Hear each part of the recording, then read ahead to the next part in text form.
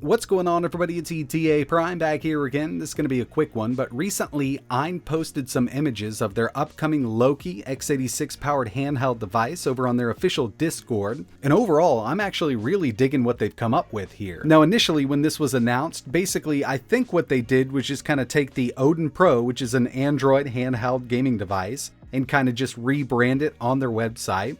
But they're stating that this is going to be the official look of all of their Lokis across the board. So we've got a black and a white version to choose from. And if you're familiar with this upcoming handheld, you know that they've got a bunch of different variants that they're going to be releasing. But what they're stating right now over on their Discord is this is what they're all going to be looking like. And real quick, just a fast refresher. So if we take a look at the ledger here over on their website, we've got the Zero, the Mini, the Pro, the Loki, and the Max. When it comes to the Loki Zero, obviously this is going to be the lowest end model with an AMD 3050E. We only get 4 gigs of RAM with this, and it seems to be only running in single channel. We've seen this kind of performance before in cheaper laptops. Another handheld released recently this year with this same chip. It's definitely not a super powerful chip, but yeah, this will be a cheap handheld if they can hit that $199 price tag. We also get a 6-inch IPS display. Moving over to the Loki Mini, this is going to be powered by an AMD Mendocino APU. Now this does have RDNA 2 graphics, but we have a lot less cores. Recently, I picked up a laptop, did a video on it with a Mendocino chip. It was a Ryzen 3 version, and overall, performance isn't bad as long as we can keep that TDP up. They state that this will have USB 4, and they really haven't announced exactly what Mendocino chip this is going to be using.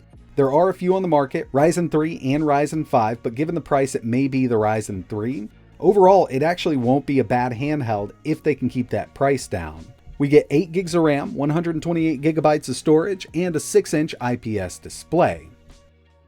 Moving up to the Loki Mini Pro, with this one they have 2 different CPU options. We can go with Intel Alder Lake or a Mendocino chip. And we're basically looking at the same kind of specs here from the Loki Mini to the Loki Mini Pro. 40 watt-hour battery, 6-inch IPS display, 8 gigs of RAM, but we've got the option here for that Pentium 8505. Lower end chip, but this is going to be great for emulation.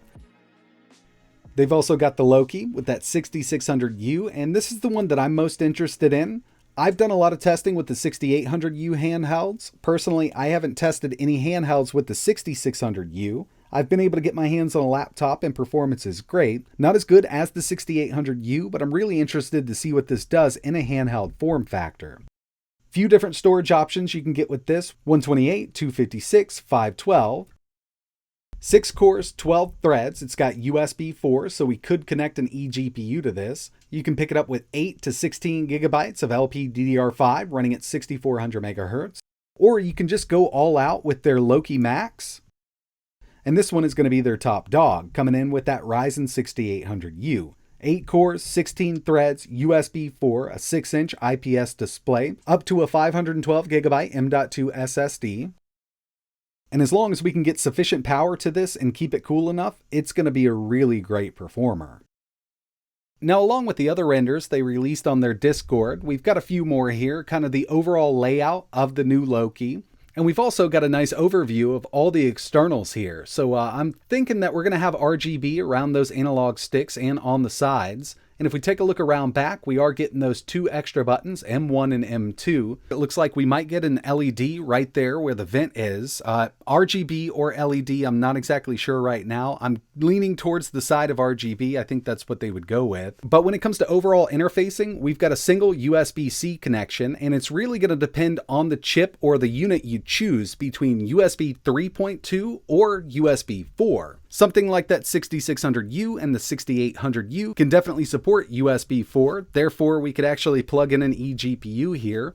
But some of the lower end variants, like specifically the Athlon 3050E, it's only going to be USB 2, no USB 4 for that one. But either way, I've actually been really excited about this handheld, given the price and form factor. And when it comes down to it, I'd like to know from you guys, which one are you thinking about getting? Are you thinking about picking up the low end? You're going with the mid-range there with that Mendocino, or even that Intel 8505, or are you just going to go all out with the 6800U?